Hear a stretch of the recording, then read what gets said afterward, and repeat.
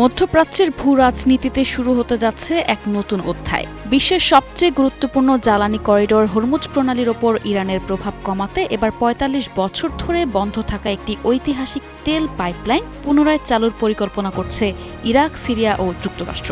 Kirkuk থেকে সিরিয়ার ভূমধ্যসাগরীয় বন্দর বানিয়াস পর্যন্ত প্রায় ৫০০ মাইল দীর্ঘ এই পাইপলাইন চালু হলে হরমুজকে এড়িয়ে সরাসরি ভূমধ্যসাগরে তেল পৌঁছানোর নতুন পথ খুলে যাবে। ফলে এটিকে শুধু একটি জ্বালানি প্রকল্প নয়, বরং মধ্যপ্রাচ্যের ক্ষমতার ভারসাম্য বদলে দিতে পারে এমন কৌশলগত পদক্ষেপ হিসেবেই দেখা হচ্ছে। সূত্র বলছে, আগামী সপ্তাহে হোয়াইট হাউসে প্রেসিডেন্ট ডোনাল্ড ট্রাম্প ও ইরাকের প্রধানমন্ত্রী আলী আল জায়েদির বৈঠকেই এই প্রকল্পের আনুষ্ঠানিক ঘোষণা আসতে পারে।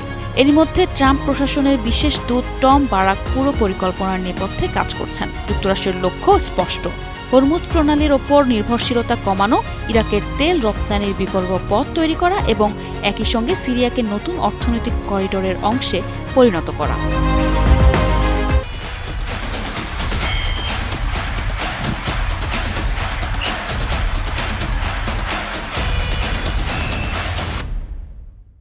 এই পাইপলাইনের ইতিহাসও কম নাটকীয় নয়। ১৯৫২ সালে নির্মিত এই রুট দিয়ে একসময় প্রতিদিন প্রায় ৩ লাখ ব্যারেল তেল পরিবহন হতো। কিন্তু ১৯৮০-এর দশকে ইরান-ইরাক যুদ্ধের সময় সিরিয়া ইরানের পক্ষে অবস্থান নেওয়ায় বাগদাদ পাইপলাইনটি বন্ধ করে দেয়। এরপর ২০০৩ সালে ইরাকে মার্কিন আগ্রাসনের সময় এটি ভয়াবহভাবে ক্ষতিগ্রস্ত হয়। এখন প্রায় ধ্বংসপ্রাপ্ত পুরো অবকাঠামো নতুন করে নির্মাণ করতে হবে, যার জন্য ২ থেকে ৩ বছর সময় লাগতে পারে।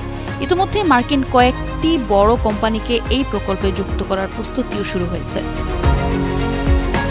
বিশ্লেষকদের মতে এই প্রকল্পের পেছনের সবচেয়ে বড় কারণ হলো হরমুজ প্রণালীকে ঘিরে সাম্প্রতিক উত্তেজনা।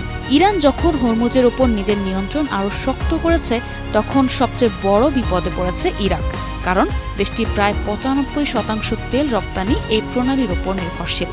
যুদ্ধের সময় বিকল্প হিসেবে সিরিয়ার মধ্য দিয়ে ট্যাঙ্কারে তেল পাঠানো হলেও তা ছিল অত্যন্ত সীমিত।